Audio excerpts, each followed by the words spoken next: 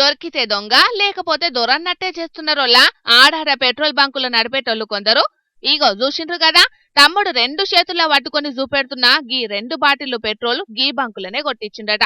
ఒక మల్క 100 రూపాయలు ఓపితే బాటిల్ నిండా పోసిండట. మల్లో మల్క 100 రూపాయలు పోయాలని పోతే పావు లీటర్ తక్కువ వచ్చేటట్టే కొట్టిండ్రట గిట్లా.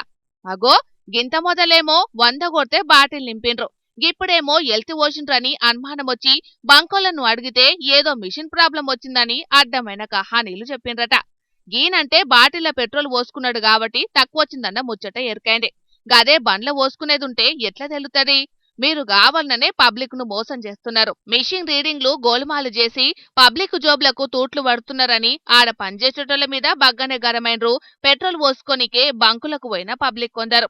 దొంగ మోసం బయటపడే వరకు నీళ్లు నమ్రిండట ఆడ పనిచేసేటోళ్ళు. గిట్లా కాదని బంకోలను అడిగే వరకు గసంటి మోసాలేం లేవు. మిషన్లేదో చిన్న ప్రాబ్లం వచ్చింది గంతే. కావాలంటే ఇప్పుడు పోసుకొని చూడుండ్రి, కరస్టే వస్తుందని పబ్లిక్ షోవుల పూలు పెట్టే ముచ్చట్లు చెప్పుకొచ్చిండ్రట బంకోలు. పట్నం ఉప్పల్కాడున్న బంకులో జరిగింది. అయితే బాటిల పెట్రోల్ పోసుడు బంద్ పెట్టిన కానుంచి పబ్లిక్ సుతం పెట్రోల్ ను బండ్లనే పోసుకుంటున్నారు కదా. గిదే అదను చూసుకొని కొందరు ఆడాడ గిసొంటి కొత్త దందాలు నడిపిస్తున్నారు అన్నట్టు.